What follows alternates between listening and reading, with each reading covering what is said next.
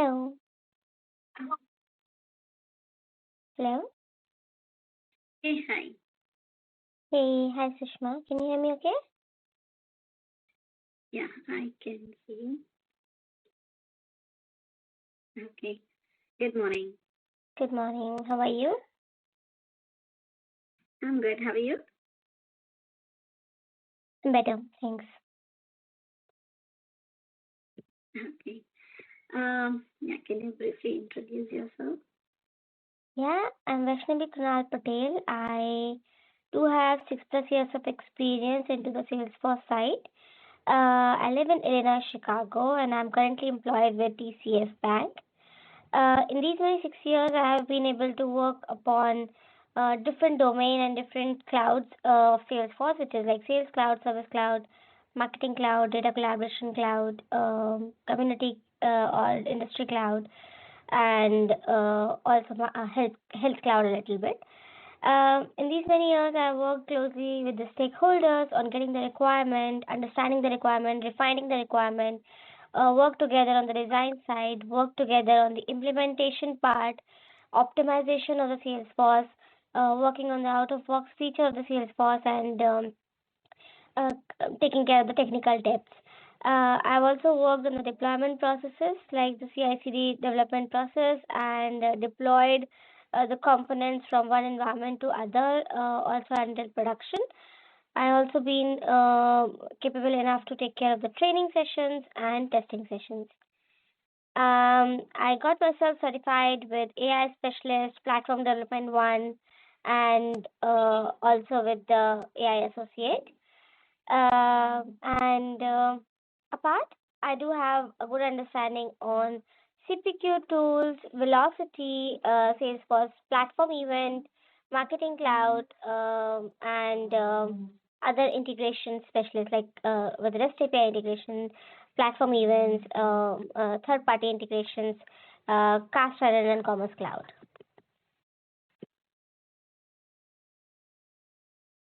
So, you are currently with TCS. TCF. Am I hearing that? TCS. Oh, okay. Okay. And your current role is Salesforce developer. Yeah, Salesforce developer it is. So, like, can you drive me like in your day-to-day life? Like, what different tasks you'll be handling on daily basis? So there are, for example, we are working on a agile methodology. So as soon as I log in, I look after to my Jira task, which is available for me to pick it up, or maybe if I'm working on anything, I'll start working upon that. I am also responsible for the support that we provide to the business users. So they create the bug cases via Service Cloud. So whenever there is any new ticket arises on the Service Cloud, I am also responsible to take over that. So I also divide my time accordingly to take care of the ServiceNow tickets and the Jira tickets. Apart, in my day-to-day task, I work on the development aspects, implementation, deployment purposes, and refining the user stories, or maybe looking after the design and translating the functional requirement to technical one is something I do that.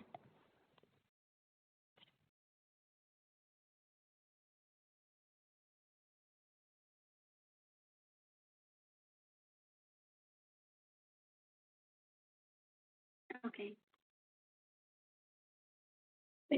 So, so you have so primarily your work goes into the development. Yes. Okay. So in the recent times, can you take a exam? Can you take us the scenario or whatever complex development that you have done? Can you walk me through the use case and how you approached it?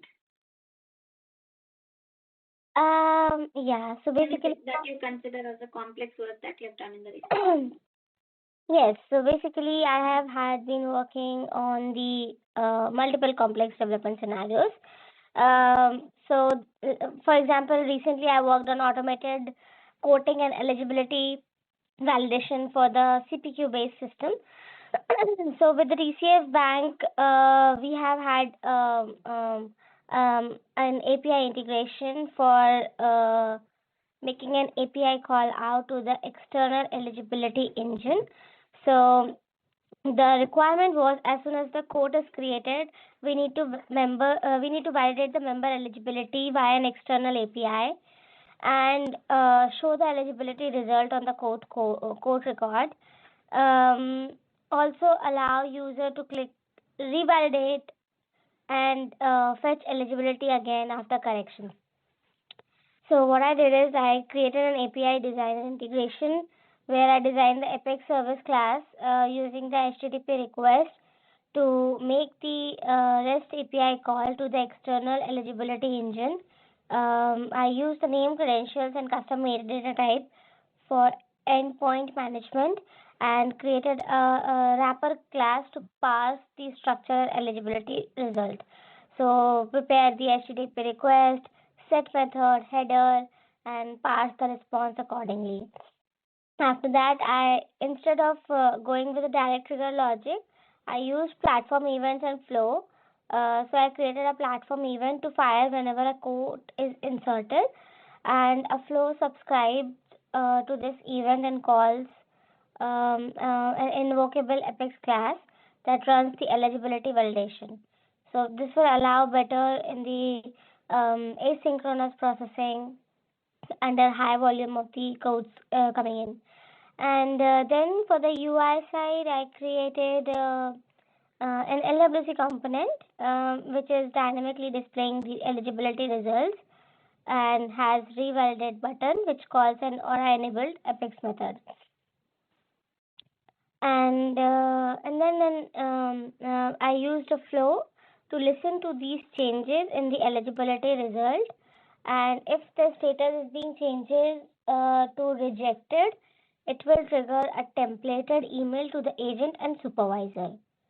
So this has actually reduced average code processing time from like 20 minutes to 5 minutes in some cases, and we have 40% fewer manual eligibility recheck by agent. So that is why we had created this solution, and it is now going live with it. We have actually tested the mock data during the testing in a UAT sandbox. So we use custom setting to toggle that mock data.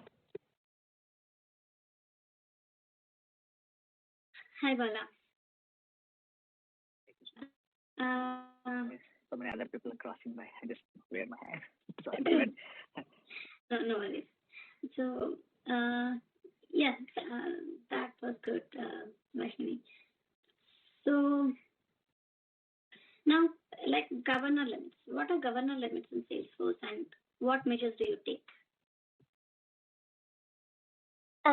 Okay, so basically the governor. When you are developing the code. Yes. So basically, there are certain governor limits set by the Salesforce to take care of the multi-tenant architecture of Salesforce, and it's like it's very much crucial for a strong architectural where governor limits are runtime limits. We need to make sure that you are using and not monopolizing the shared resources like CPU, memory, and databases. So there are multiple kind of governor limits. Example like SOQL query per transaction. So there are 100 synchronous and 200 asynchronous values. DML statement per transaction, which is 150. Similarly, records retrieved by SOQL is like 50,000. Record processed by DML was like 10,000 and all. So whenever you're writing an Apex code, you need to avoid writing code that runs on SOQL and DML inside the loop. Instead, we can use collection like list, set, maps to handle the records together, and use a SOQL maybe only query needed whenever we have all the clear fields where we can use the where clause and limit the clause smartly, and you can use the with security infos to prevent any security issues without dynamic sockle. And and if a trigger needs to call in an external API, then we can offload to future callout as true, or maybe with queuable. And maybe for processing many records, like large record almost equal to 10,000, then we can use batch epics or queuable epics accordingly. So you said collections, right? So Yeah. how many types of collections are there, and how do you choose? So basically there are three kind of collections that we use, like list, set, map. And list is something, it matters when an ordered group of element, like an array, you need to access by index, and it can contain the duplicate value. It can support to methods like add, get index, sizes, and all. And whereas when we talk about type, whereas when we talk about set as a type, then it ensures the uniqueness of the element, and an unordered collection of unique elements when you want to avoid duplicates and getting the filtering IDs and all. So that's where you use it, and it is useful to avoid querying or inserting the same record twice. So collecting unique IDs from a trigger, you can use it there. And when we talk about map, it's like a collection of key value pair, and whenever you need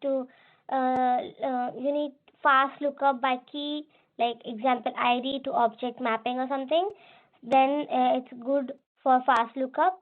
And it supports method like contains key, get method, put method, so you can use for matching the existing data with incoming trigger record.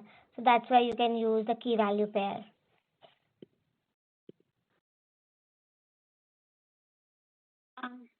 Yeah, Bala, would you like to go? Yeah. Vaishnavi, sorry, I joined a couple of minutes late. Just to give you a little bit of background. So myself, Bala Pirmitsa, working as an architect along with Sushma, right, and the same team. Again, something around 20 years experience specifically in the CRM platform, right? In a way that it's starting with SAP and after that into Salesforce, right? That's what my quick background. And again, thanks for joining today again.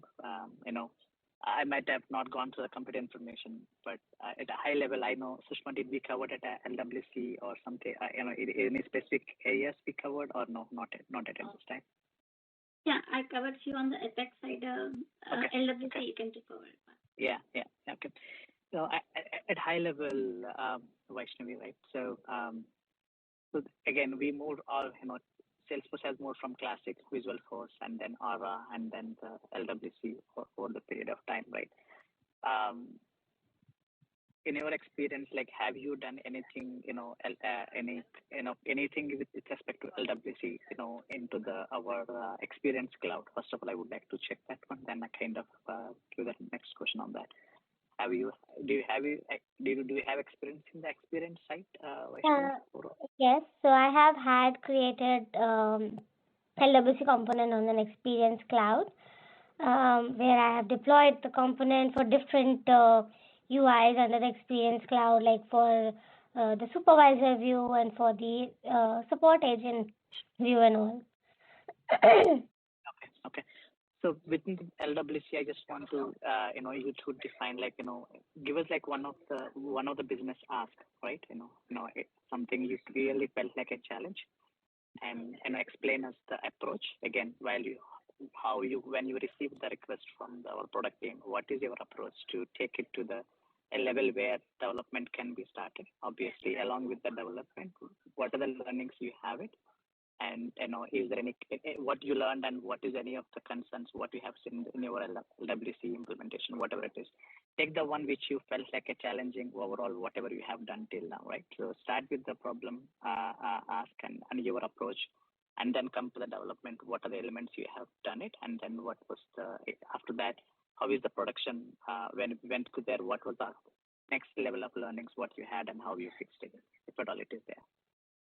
Yeah, so there are multiple types of custom LWC that I have created for even for Experience Cloud and also for the other places. One recent I can talk about is very small, where we want to have. Take the complex one. Take the complex one by time. From your perspective, whatever you thought, it's you've done a lot of custom things, right, in LWC. Yeah. Take the one. If this is the one, that's absolutely fine. If you had done something, complex one, I would prefer to go with that one. Not about LWC itself; it's a complex thing, but the problem or the requirement from the business, what you have solved through this LWC. See, their ask can be it's a complex one, but you might have given the simple solution for it. I'm absolutely fine for it, but start with the problem. Ask basically, right? Okay.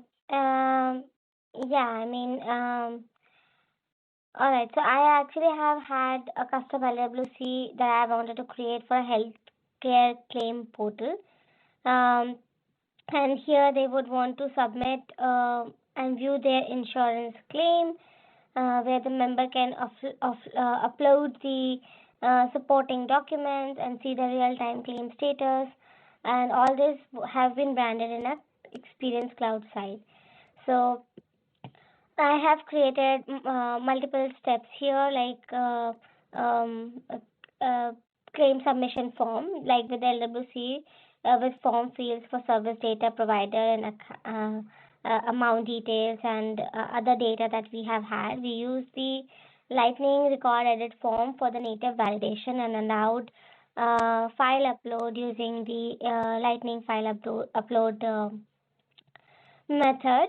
And then I call an Apex class via wire method to fetch the user specific claims, and added the sorting filtering with the custom drop down, and used loading spinner and toast notification for the UX, and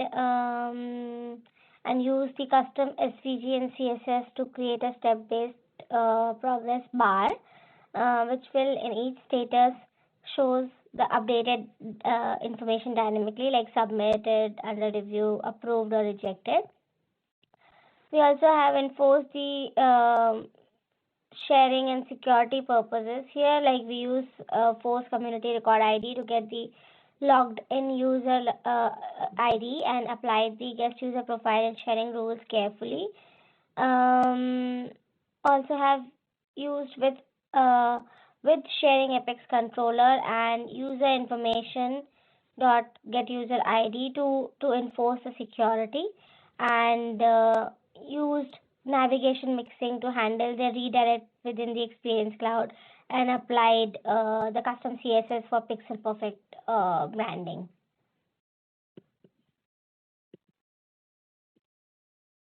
Okay. So as part of it, what are the other things you might have considered in terms of the performance of the page?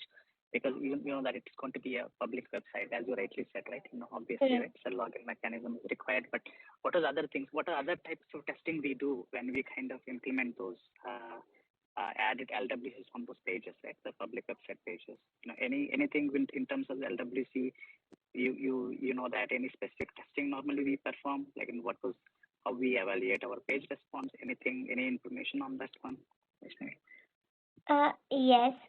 So, like for example, if we are building any LWC component for the public facing site, looking after, the Lightning web runtime, performance, scalability, it is important to consider the lazy loading and code splitting, like load only whenever whenever it is needed initially, and defer the loading after components using template field if true is equals to is loaded, something like that, and use the dynamic import syntax to load the code whenever this is required.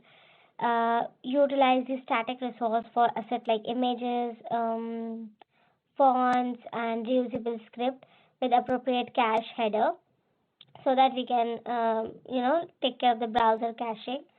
We can also use the Lightning Data Services when applicable because it's more cache aware and it's more faster, and avoid deeply nested component and flatten wherever possible, like uh, avoid the frequent DOM manipulation or imperative and re-rendering unless it is very much necessary, and use the track and API effectively to avoid the unnecessary re-renders.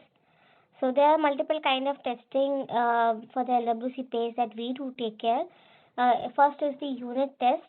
Um we test the input output DOM rendering mock wire adapter in the code itself, or sometimes also use just testing for the logic validation, and and then we have testing integration, the test component interaction within a page or a parent-child data flow, where we use mock data to simulate the user interaction and chained events. And then we have performance and load testing.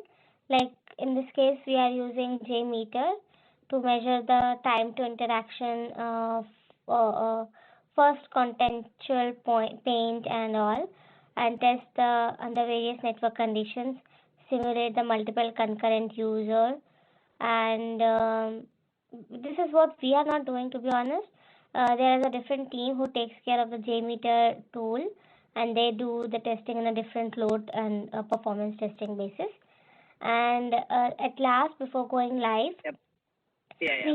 First, I'm good. Good information. So, and one last thing, just to close this point, right?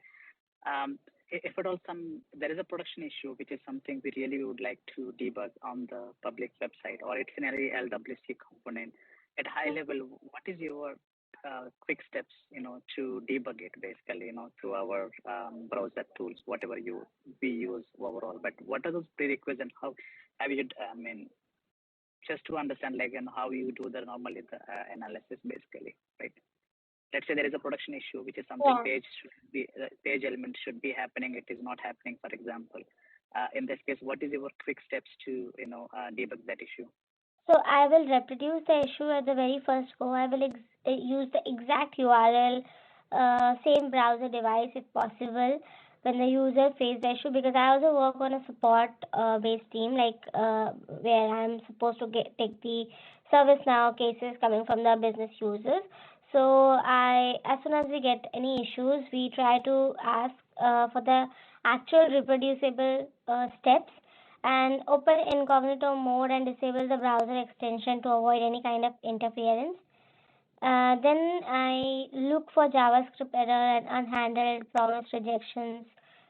Check for the console.log and outputs, which is useful value added, logging in development or with the flags. And if there is a network tab, then I will look after failed HTTP requests like 404 or something, and static resources load. Vaishnav, will you be able to see the JavaScript code in the production and sandboxes? Not really, because I know what you mean, but I would just, when working with the JavaScript in LWC cases, in production, we don't do it. We don't check on the production, of course, but we reduce the file size and fast loader and look after on that readable code in the sandboxes and the development environment, where the JavaScript code is usually not minified, and which make it easier for debug. And in a sandbox, we use the source maps, which is allowed to debug the original code and value the view detailed stack traces, and the local debugging like the Chrome Dev tools. So that is where you can just look after the console information and console log information if it is being logging any details over there. Perfect. Thanks, Vaishnavi. That's all I have in terms of LWC. So, Sushma, I know we are only a couple of minutes. Maybe if you want, please continue. So that's good. So I think we are good. Vaishnavi, do you have any questions for us? Yes. What can I expect after this call? After this call, the update will be provided by HR. Mm-hmm. The HR will reach out to you in the report. So there will be another round that I can expect, or how is it going for your end? Yeah, if you move forward, there will be more rounds. Oh, okay, perfect. All right, sounds good. Great. Thank you. Yeah. Thank you. Thanks for your time, Vaishnavi. Thank you so much. Have a nice day ahead. Take care. Yes.